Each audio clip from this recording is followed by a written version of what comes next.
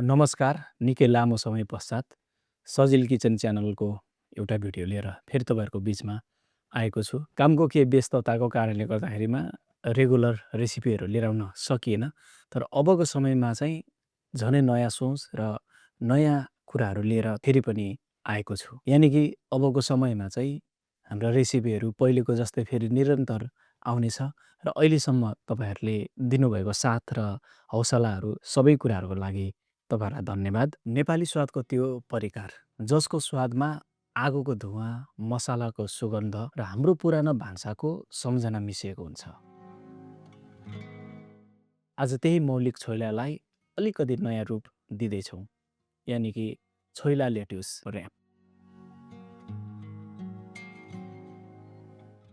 यसको कल्चरलाई पनि हेरौँ है त। छोइला विशेष गरी त काठमाडौँ उपत्यकाको नेवारी खाद्य संस्कृतिसँग गहिरो रूपमा जोडिएको परिकार हो। परम्परागत रूपमा मासुलाई आगोमा सेक्ने, भुट्ने र त्यसलाई पोलेर अनि केही मसला, खुर्सानी, अदुवा, लसुन तथा अन्य सामग्रीहरू मिसाएर यसलाई बनाइन्छ। अनि यसको विशेषता भनेको केवल मसला मात्र होइन, यसलाई पोलेको मासुको त्यो स्मोकी अरोमा र मसिनो काटेको टेक्सचरले नै छोइलाको पहिचान गराउने गर्दछ। यो फ्युजन भर्सनमा हामी त्यो मूल चरित्र नबिगारिकन लेट्युसलाई एडिबल र्यापको रूपमा प्रयोग गर्नेछौँ र यसले गर्दाखेरिमा एकदमै मिठो छोइला तयार हुनेछ। अब चाहिँ छोइला लेट्युस र्यापलाई कसरी बनाउने भनेर केही स्टेप्सहरू हेरौँ है त। अब यसको लागि त मैले कुखुराको यो मासु लिएको छु। हड्डी नभएको लेग पिस पार्टको मासु लिएको हुँ। अब यसलाई म्यारिनेसनको लागि एउटा बलमा राखिदिन्छौँ। तोरीको तेल, स्वादअनुसारको नुन अनि अदुवा र लसुन यसरी राखेर मजाले मिलाएर मिक्स गरिदिन्छौँ। अनि यसलाई आधा घन्टा जति छोपेर रेस्ट गर्नको लागि राखिदिन्छौँ। आधा घन्टापछि यसलाई यसरी निकालिदिन्छौँ। हुन त छोइला विशेष गरी त आगोमा यसलाई पोलेर बनाउने गरिन्छ, तर कतिपय अवस्थामा हामी विभिन्न ठाउँमा भएको कारणले गर्दाखेरिमा सम्भव पनि नहुने हुनाले मैले चाहिँ आज एयर फ्रायरमा छोइलालाई तयार गर्न खोजेको छ। अब यो मासुलाई एयर फ्रायरमा मजाले मिलाएर राखिदिन्छौँ।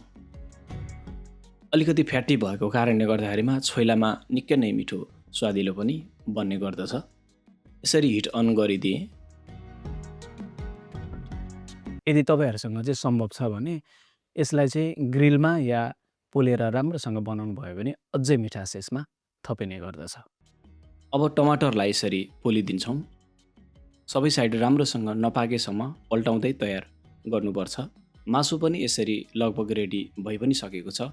एउटा बलमा टमाटर, अदुवा लसुनको पेस्ट, हरियो खुर्सानी, जिरा धनियाँको धुलो, धुलो खुर्सानी, नुन अनि टिमुरको धुलो र सुकेको खुर्सानी जसलाई पोलेर राखेको छु। तोरीको तेलमा मेथीको दाना थोरै राखेर फुर्याइदिने। मजाले कालो भइसकेपछि बन्द गरेर बेसार राख्ने। अनि यो मसलामा यसरी माथिबाट राखिदिन्छौँ। अब यतिको भइसकेपछि यसमा थोरै धनियाँको पातलाई राखिदिन्छौँ। अनि यसरी तयार भएको मासुलाई यो छोइला मसलामा माथि राखिदिन्छौँ। कागतीको रसलाई मजाले निचरेर राखिदिने। अनि छोइला बनाउँदाखेरिमा केही कमन मिस्टेक्सहरू पनि रहेका छन्, जस्तो कि चिकनलाई धेरै पकाउने, यसले गर्दाखेरि छोइला ड्राई हुन्छ। अब यो छोइलामा मासुलाई राम्रोसँग मिलाएर मोलिदिनुपर्छ। अनि अर्को मिस्टेक पनि रहेको छ, स्मोक मात्र धेरै गरेर बनाउने। अनि यसले गर्दा चाहिँ स्मोकी स्वादले मसला र मासुको स्वादलाई कतिचोटि हराउन खोजिरहेको हुन्छ। यसरी मिक्स हुँदै गर्दा निकै नै जुसी प्रकारको बनिरहेको छ। अनि अर्को मिस्टेक चाहिँ तोरीको तेल अत्याधिक मात्रामा हालिदिनु, जसले गर्दा चाहिँ अथेन्टिक अरोमाको सट्टा तेलको स्वाद मात्र आउन सक्दछ। अनि अर्को मिस्टेक भनेको टिमुर कतिपटक धेरै हाल्ने गरिन्छ, यसले गर्दाखेरिमा चाहिँ ओभर पावरिङ हुन सक्दछ। यसरी एयर फ्रायरमा यसरी पोलेर राख्दा पनि निकै मजाको स्वाद बन्नेछ। छोइला हाम्रो बनेर तयार भयो। लेट्युस र्यापको लागि केही भेजिटेबल्सहरू यसरी रहेको छ।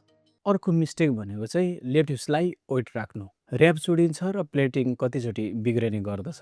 एउटा प्लेटमा सलादको पातलाई सफा गरेर यसरी राखिदिएको छु। ठिक्कको साइजमा तयार गर्नुपर्छ। गाजर त्यसमाथि यसरी मिलाएर राखिदिन्छौँ। थोरै काँक्रोलाई पनि यसरी राख्छौँ अनि प्याजलाई पनि राखिदिन्छौँ। लाम्चो गरेर काटेको छु। र यी मिस्टेकहरूलाई यदि हामीले अभोइड गर्ने हो भने छोइला अझै स्वादिलो बनाउन सकिन्छ। अब यो छोइलालाई राम्रोसँग एकपटक चलाइदिन्छौँ अनि अघि तयार गरेको लेट्युसको माथि भेजिटेबलसँगै मिलाएर राखिदिन्छौँ।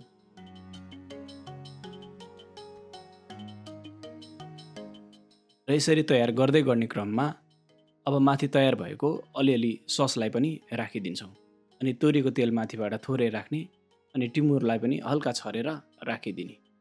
मैले यो माइक्रोग्रेन्स यसरी लिएको छु थोरै गार्निसिङको लागि। र यसरी एकदमै स्वादिलो र मिठो छोइला लेट्युस र्याप बनेर तयार भएको छ। पक्कै बनाएर खानुहोला।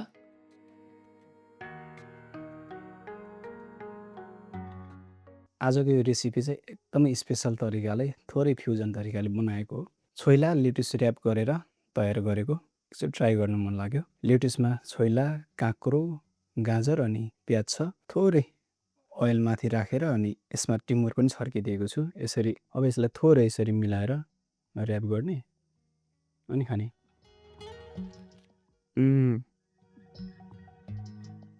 निकै फरक स्वादमा मिठो भएको छ। फ्युजन तरिकाले आफ्नो स्वादको छोइलाको स्वाद अलरेडी छँदैछ। केही नयाँसँग यसरी ट्राई गर्दाखेरि निकै मिठो हुँदो रहेछ। यदि तपाईँहरूलाई पनि यो रेसिपी ट्राई गर्न मन लागेको छ छोइला लेट्युस र्यापमा भने घरमै एकदमै सजिलो तरिकाले बनाउन सकिन्छ।